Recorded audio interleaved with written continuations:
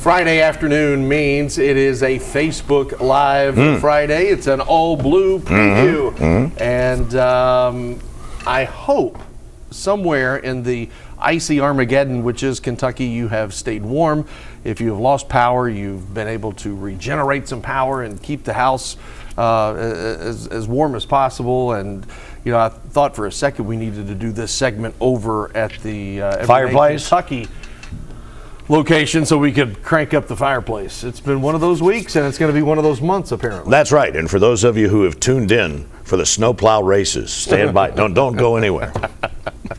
Yeah, I've seen a lot of trucks with blades, and as we all have, and a lot of them have been doing the work. And then I see some that are 3 feet off the ground, and I thought, they must know something we don't. Because right. I can take you to some places where that 3 feet with the blade being that high could really be lowered and get some work done, especially over in the Double Diamond area. Wow. Just throwing that out. The king of the Double Diamond. Right. Let's talk about some all blue. All right. Yes. Kentucky, Mississippi State. That comes up tomorrow. The UK women just put it on Florida yesterday. Another outstanding performance from beyond the three-point line. But let's get to the gentlemen real quick, because anytime, I've always thought when radio shows, podcasts, whatnot, when you focus on a team and that team loses, I've always thought the audience goes up. Because there's no question. That guy can't coach, that guy can't shoot, that guy can't do this, they can't do whatever. Kentucky had trouble against Georgia, as they did against Clemson, in a different setting though, because Kentucky led for about 8 minutes in that first half, and then instead of flipping it the way they did against Florida, Georgia took over and then opened up a pretty comfortable lead and kept it for the most part. Kind of like what happened with Ohio State, even though that was on a neutral court up there in Madison Square Garden. But, you don't want to, get in a rut still this early. And I say that, and we're about halfway through, right? Something like that. But, this is 2 road games now. And this Mississippi State team tomorrow night, they're really good. They're really physical. They are really experienced. They're ranked 14th in the country, and this is part of the SEC this year. And it's just a question of trying to figure it out. I think it's going to be critical in the next 3-4 weeks. That was the initial timeline we were given as to whether or not Kirk Kriisa gets back. Yeah, Kirk Kriisa, obviously you remember he broke his foot in the Gonzaga game. Yes. And he's been on the shelf since. And he brings a different attitude to the court. He is that X factor every team needs. He's the guy you hate playing against, but you love him when he is your teammate. Because he can be that tick. He can get under the skin. He can jab you a little bit. I cannot remember the game UK played, but I was shooting at the baseline where we are closest to the opposing team's bench. And UK had their little huddle, and then he runs about 50 feet and says something to the bench. In that great Estonian accent, you can't tell what he says, but the whole bench goes, So. And you need people like that. Last home game was against Brown, and Cameron and I had Travis Ford on the pregame radio show. And Cameron told this story that I'd never heard before, that when he was a senior at Dunbar, he was visiting UK. It was an unofficial visit, but they used to sit all the recruits down there right in the end zone, right next to the Kentucky bench. And he said at one point in time they had a timeout and something happened, and he said Travis went over and about had to stand on his tiptoes and grabbed Rodney Dent by the jersey and just went off on him. And Cameron was like, oh my gosh, he's going to kill him. And said, all Rodney, yes sir. And that's, you need that kind of guy. And I was thinking about it just while you were talking, and my mind races in 1,000 different directions. Who are some of the other players you can think of in the UK, not just the recent history, but over the last 40 years since you've been in this, where he is that guy you don't want to mess with? Not physically, he's going to challenge you to get teed up like a Dennis Rodman attitude. Sure. But the guy that can stoke the fire a little bit, I thought DeAndre Liggins kind of brought that. That's a good call. Good call. He had that attitude of, you don't know what side of the bed he got up on this morning. Right. And I think very quietly Derek Anderson was like that because he was an experienced guy. I think he didn't do it with his words, but with his actions. But Jamal McGlure was certainly that guy. Oh, yeah. And, even though it seemed like people were trying to calm him down more than he was trying to get other dudes up. I mean, DeMarcus Cousins, was a guy that played with his emotion absolutely on his sleeve. Yeah, I thought Anthony Epps was the guy. Another great call. Who was great call. The floor leader. Yes. But, yeah, his job was not to score 20 a night, 15 a night. That's a great call. His job, Tyler Eulis, another guy who I still love the story in the South Carolina game when Calipari got thrown out, and he goes to Kenny Payne and says, you take care of the defense, I'll handle the offense. I mean, you want to, and Cal always used to talk about a player-led team. Oh, that's it. Well, that's the epitome of it. That's it. Right there. But Kerr Kriisa, I think this team does get better. Now, you have to think about for Kerr, when he comes back, what's he going to do? What kind of impact is he going to have defensively, offensively? Sure. Is it just his presence out there as being that disruptor, that agitator? What's he going to bring? Because that foot, I don't care if you get hurt, you're going to think about it the first time you go back out. You have to. Unless you are 100% completely healed, you're going to think about it when I make that cut. Am I going to be able to do that against that guy? And we'll see what happens. This is the one thing, and I think Kriisa is like this, and a lot of people who haven't grown up around horse racing or haven't been here, it's a tragic thing when a horse is hurt. But many times we see that footage where all of a sudden, even though they're hurt and they know they should stay down, they are bred to run. Yeah. And that's the first thing, that's the first thing they did, when they were born, was try to stand up. And I think Kriisa is that kind of guy. I think Mark Pope will have to go to the nth degree to make sure he's healed, because if he's not, it's not going to, right. He may not execute as well, but it's not going to stop him from going as fast as he can. Yeah. And this Kentucky team wants to go as fast as they can. Mark Pope said yesterday, he was asked about free throw shooting.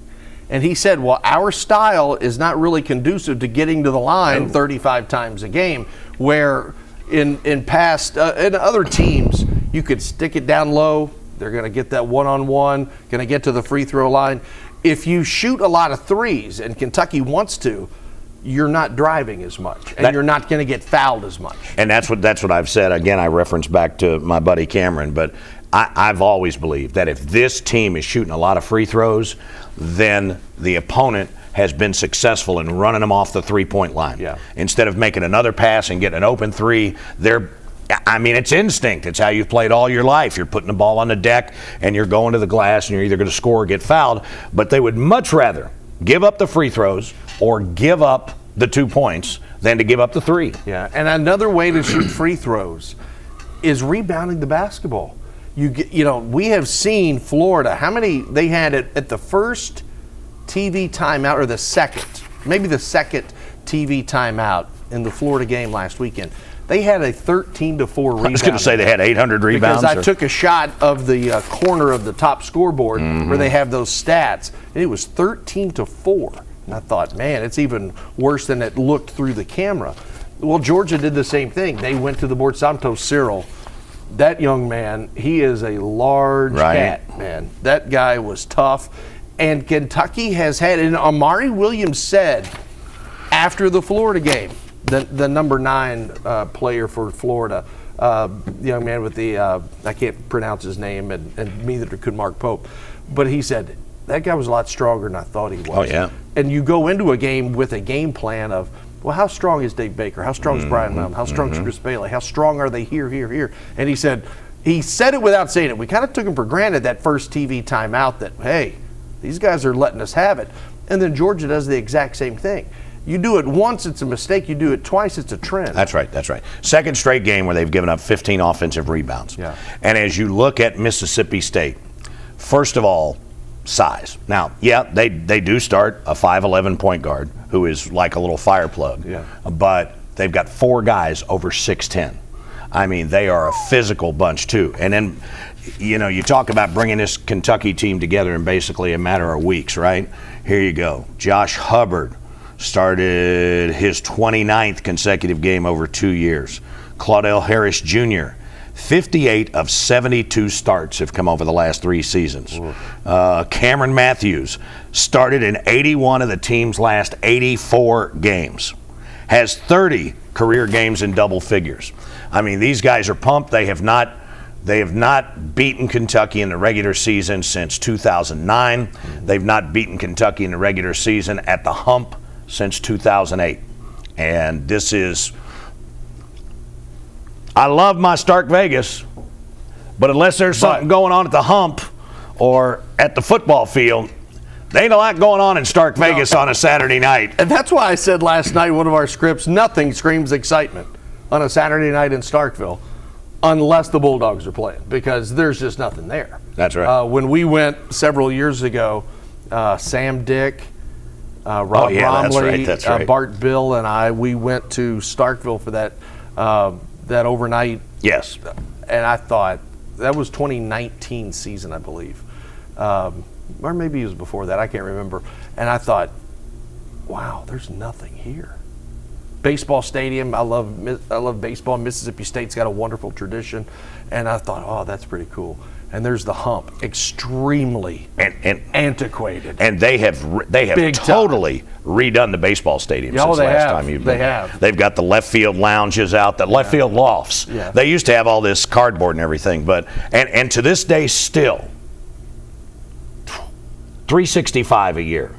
They keep the lights on at night because they believe that the grass grows better when the light's on all the time. Oh, but what I'm saying to you is I mean, I remember one night I was just thought, man, there's not going to be much going on. We did Ole Miss and Mississippi State on the day after Thanksgiving. It was the day that Eddie Orgeron went for it on a 4th down. And then Sylvester Croom and his guys came back and kicked a field goal at the gun to win it. Eddie O gets fired the next day. But Thanksgiving night, that place was crazy. Really? It was like, golly, have yourself a happy holiday. I mean, but that was it, you know. That was it. And I think there'll be a huge crowd there tomorrow. Want to give a shout out to one of our buddies, Neil Price, who used to be with us here in Lexington. The radio voice of the Bulldogs was just named Mississippi Sportscaster of the Year. Yeah, Neil he is the only guy. He's the best collegiate baseball broadcaster I've ever heard. Really, really good. Who never needs a color guy. He doesn't need that analyst. Right. He could go from inning to inning to inning, and that's certainly not a knock on anybody else, but I remember listening to him the first time, and I thought, this is the most professional broadcast I've ever heard. And that was 15 years ago. He is as like Southern as you could be. Oh, yeah, he's a fan of Jerry Clower. But you would never know it listening to him on the air. It's like he gets off the air. Yes, but it's like Keith Urban. You'd never know Keith Urban was Australian when he was singing, but when he's talking, it's like, good day, mate. Yeah, how are you? Gonna sing you a little song tonight. I mean, what's that gal's name? She plays Beth on on Yellowstone. Yeah. She's British. As British can be. Oh my gosh. And I respect people that can do that. But I just think Mark also talked the other day about the fact that they've been having trouble from, say, the under 12-minute timeout in the first half to like the end of the half. He feels like they've gotten off to some good starts, but he said he didn't know whether it was substitution patterns or what it was, but that 12-minute part of the game he believes has been one that has been problematic for him. Well, see, against Florida, I think it was reversed. It was the first 8 minutes. They were down 11, 12, 13, whatever it was, and then it clicked, and they got hot. They had that 16-0 run where Otega Owe, he had, 11, 12, 13 of that. Right. And Kobe Brea had the other 3, or he had a pair of 3s, whichever. But I thought against Florida it was reversed. They had to get their nose bloodied, take the standing 8 count, then kicked it into high gear, and then again really opened it up with that 10-0 run in the second half. The thing I'm looking for is if at some point in time this season Mark starts using a little press. Now, it could be that he was so sick of the press after playing for Patino that he'll never do it. But because, they pressed every possession. Yeah, they had even on a miss sometimes. 3 different presses, and so he and I were talking about it one night, and Rick used to always say, and I think still does say this, that you press to cover up your weaknesses. And then the other thing the press can obviously do is if you're a team that likes to play fast, speed them up. Sure. You got 4 guys over 6'10" like Mississippi State. Wear them out. You know, the standard thinking would be, Eddie Sutton used to talk about it, you would shorten the game on the road. You'd have fewer possessions, you'd rely on your defense, but I just don't think this Kentucky team can win like that. And there is something that, and I'm not going to sound like Calipari and say these are kids, but I mean, they're young men. Something gets in their head sometimes. When they get it going, like they did at Rupp against Florida, you know, but then like the other day, I mean, it seemed like they were hesitant at times to shoot the 3, that they passed up open shots, that all of a sudden they found themselves in spots, and credit the defense, they were taking shots that they normally don't take. So, I mean, how do you fix it? It happens to everybody, too. I mean, look at the way Kentucky rolled Florida, and then what Florida did to the number 1 team in the country in Tennessee. Well, the 3 losses Kentucky has, and I think it's easy to look at the 3 losses and say, okay, what is similar, what is different? They don't shoot the ball well from the outside in those 3 losses. No. That if you're going to rely, and I love the fact that Mark Pope has said we are going to do this. This is who we are. Yes. This is who we are. No major overhaul. So when it doesn't work, you cannot have the major overhaul and say, well, we got to scrap that. There are going to be potholes in the road. You fix them. There's going to be ice on the road. Or you avoid them. You take it away. You take out what you're not good at, but you have to continuously attack where you are strongest. And as we have seen with Brea, with Owe, Travis Perry. Jackson Robinson has not been himself the last couple of weeks. And he had a couple of nice shots against Florida. He did. And I thought, okay. But Ansley Almanor has not been what he was in the first part of the season. I don't think. He's still very... the sheriff of Nottingham has got to stay out of foul trouble. Yeah, he does. You're right. I mean, and again, I've talked before about the fact, and I love the guy. He's a great dude, but sometimes the ball sticks in his hand on offense. Yeah. If he's going to do that, he's got to convert. But then, I mean, he's just the energy just has to. I mean, why are we not doing shirts talking about the sheriff of Nottingham yet? I mean, because people don't know anything about Robin Hood now because it's probably not on TikTok. So they don't understand that Amari Williams, being from Nottingham, England, could be called the Sheriff of Nottingham. He has... Friar Tuck. One thing about Amari, he is... Maid Marian. He is so dominant with his left hand. Oh, there's no question. You know, you're left hand, right shoulder. You're a right-handed player. You're going to go left sometimes. And I've said this. I said this growing up. Growing up in Louisville. I said about Milt Wagner. If the ball touched his left hand, it was just to get it back to the right. He was so right-handed. That's a great call. Amari Williams is the same way. And I've always thought, why do defenses? How can they not stop it? He's going one way. You just got to overplay. You've got to get over there because he's not going to come back this way. Lefties are... Make them spin the other way they're not comfortable with. And no one has really been able to do that a lot. So. The other thing, too, is as you talk about Amari Williams, I think I mentioned this earlier, but Mark Pope mentioned it, and he said he thought it was because his guys were getting distracted. From the standpoint that they're getting distracted and not doing what they should, and in the last 2 games, they've given up back-to-back 15 offensive rebound games to the opposition. I mean, that's 30 extra possessions the last 2 games. And how many of those ended with points? I think, or threes. Exactly. And the more opportunities you give, Florida had that the other day, and you could feel the groan in the crowd. Rebound. Oh, there was one possession that got like 3-4 offensive rebounds, right? And after if you get a second offensive rebound, everybody's going to get one on occasion, but when you get multiple, you get that crooked number on one possession, you could hear the entire Rupp Arena crowd growing like, "Oh my gosh, get the ball!" Do whatever it takes. Right. That game tomorrow night is in Starkville, so UK is avoided, and the fans have avoided all of the ice and snow trying to get to Rupp Arena. If the games were here, it could have been a real mess downtown. But UK is going to play at the Hump. 9,100 strong will be at the Hump in Starkville. It is a unique place. 8:30 tip. Their 8:30 tip. Is that on SEC? ESPN. ESPN. No, I think it's the SEC network. Dave Neal and John Sunvold on the call. Yeah. Oh, Sunvold. I like him. He's a great dude. Did you know? Both of his daughters. I mean, this guy can play basketball, great NBA career, got a great business. His son's in business with him now in a financial institution. 2 daughters, both Dallas Cowboy cheerleaders. Jerry Jones needs to keep them around a while. Come on.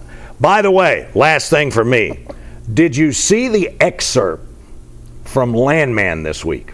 No, I did not. Landman is the series, Billy Bob Thornton, where he's the oil man in Texas, and John Hamm, who was, what was that advertising show? And it wasn't Wild Men, it was Made Men. It was set in the 50s where they were doing all this advertising. Mad Men. Mm-hmm. And they bring Jerry Jones on for a cameo. I want you to see this as soon as you go back upstairs. Right. It's incredible.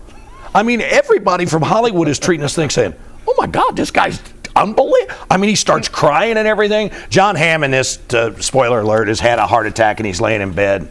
He said, the reason I got this team was not for me, it was for my family. And he starts tearing up. It's like, oh my God, where did this come from? But the Landman, Billy Bob Thornton, that's a takeoff. I think it's a combination of Yellowstone. Yes, it's made by Taylor Sheridan. But Dallas, only you see J.R. Ewing in a whole new era, if you know what I mean. If you've watched some of the show, Billy Bob Thornton I think he channels J.R. Ewing, Jock Ewing. He channels Yellowstone. He does Bobby. A little bit of everything. Jock used to say, Bobby. All right, now this is the very last thing. Last thing. We're last gonna get thing. out of here. Because people may not realize the connection between SEC basketball and Dallas. As in the TV show. That's correct. So the TV show. Wow. Do you know this, Bailey? This one. So the show Dallas was produced by this outfit called Lorimar, right, which was based down in Dallas. So they had some success and they had some money they wanted to reinvest. And so some guys from Charlotte and Jerry Reinsdorf decided they wanted to televise some basketball. And so Lorimar produced the first SEC syndicated basketball games, which were done by Tom Hammond and Joe Dean Sr. There you go. And so Jimmy Rayburn, who was the longtime executive producer, still owns this 1-bedroom apartment in Dallas. No way. Which has, like, he rents it out. It's got like a TV on a cart with rabbit ears. And they hired him to Lorimar to launch this SEC syndicated network, which turned out to be the first Jefferson pilot. But that's true story. You could not beat a Friday night. Dukes of Hazzard at 8, Dallas at 9, Falcon Crest at 10. Yes. Grandma would not let me watch after 9 o'clock. Thanks, because of Dallas and Falcon Crest. Wow. Because of content, So what was the gal's Linda Evans? She was hot. Linda Gray. Linda Gray. Oh, Linda Gray was JR's wife. That's right. But Linda Evans was on there too Falcon for a while, Crest. right? So was Charlene Tilton. Oh, I bet she was big down there on the Moorhead campus. We're going to get out of here, ladies and gentlemen. Yes, we are. And we're going to leave you with the Dallas theme as we get out of here. For Dave Baker, I'm Brian Milam, and Chris Bailey's been over there. Have a good one. We'll see you later. Oh, yeah. That's entertainment right there. That is top quality stuff. And